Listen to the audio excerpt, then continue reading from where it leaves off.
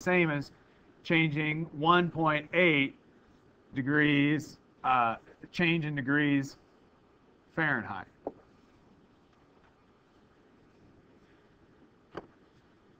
So if you go up 1 degree Celsius, a Celsius scale is bigger than a Fahrenheit scale, so it takes 1.8 divisions of a Fahrenheit scale to change 1 degree Celsius. So if we change 1 degree Celsius, we're changing 1.8. Well, I keep writing that backwards, but we'll get it straight here. Change in degrees Fahrenheit. So now our change in degrees Celsius goes away, and we know what our change in degree Fahrenheit needs to do. We need to change from 60 to up to 125, so we need to change degrees Fahrenheit is equal to 65. We've got to heat it up 65 degrees. So what we really have here is 65 change in degrees Fahrenheit. So now our delta Fahrenheit goes away. Our change in Fahrenheit goes away.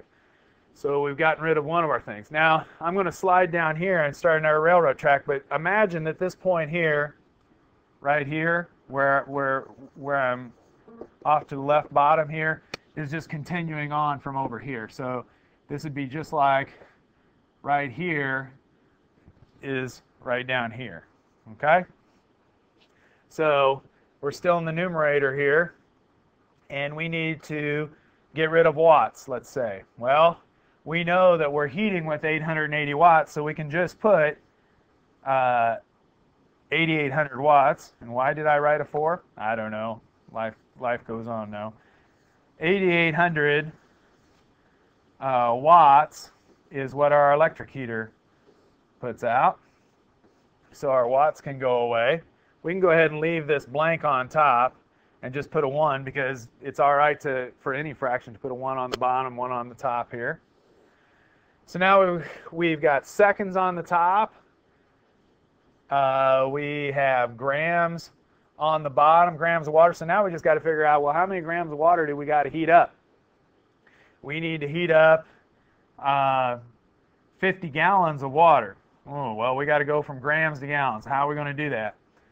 Well, one of the ways we could do it, we could either say that there's, in most fresh water, that there's 8 pounds to the gallon and go that route, or we could say that the density of water is 1 gram per milliliter. So it doesn't matter which way you go. That's a great thing about unit conversions. I'm teaching you how to do unit conversions, but there's more than one way to get to the end of the problem. You don't have to go exactly the way I do. The main thing is to understand the process of how you can get rid of units and keep everything in an orderly track. So I'm going to use that there's 1 gram, for 1 gram of water, it takes up 1 milliliter of space.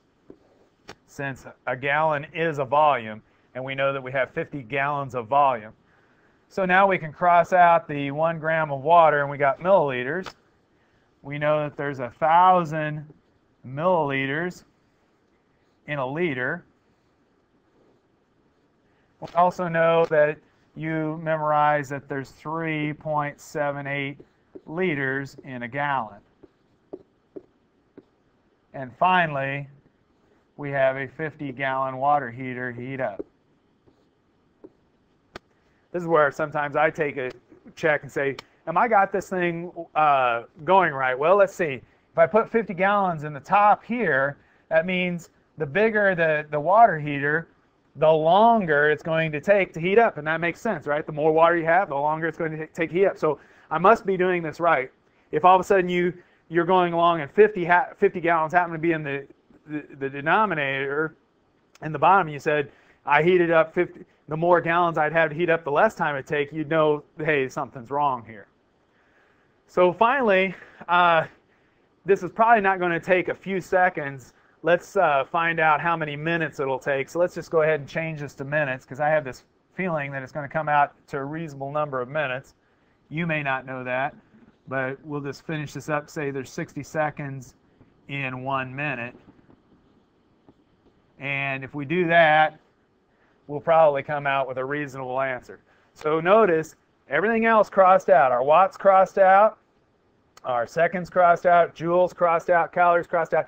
Everything across this problem is crossed out except for what we want is minutes, the time that it's going to take to heat the water from 60 degrees Fahrenheit up to 125. So now it's time to get out the calculator, and it's important to realize that here's the numerator, numerator, numerator, numerator, numerator, all across the numerator. You multiply all the numerator together, and then you keep dividing by each one of the denominators. Well, 1 times 4.18 still 4.18. Multiply by 1, multiply by 1, multiply by 65. Multiply by 1 on the top, 1 on the top. Now we need to multiply by 1,000. We need to multiply by 3.78. We need to multiply by 50. And multiply by 1 minute. Well, we don't need to do that. So now we need to go back and divide. Well, we can divide by 1. We don't need to do that. Dividing by 1, dividing by 1, dividing by 1. Divide by 1.8. So we need to punch that in. Then we need to divide by 880, 8,800. Divide by 1, divide by 1, divide by 1. Finally, divide by 60. And we end up with 54.0 minutes. Oop.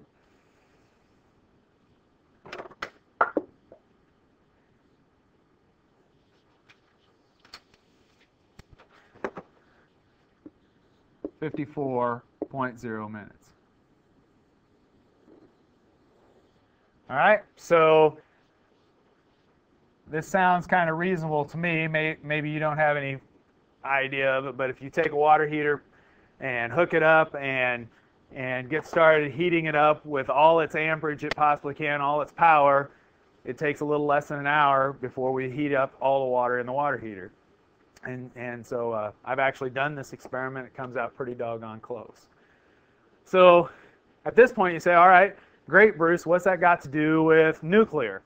Well, in the nuclear environment, all we're doing is heating up water, cooling down water, moving water around.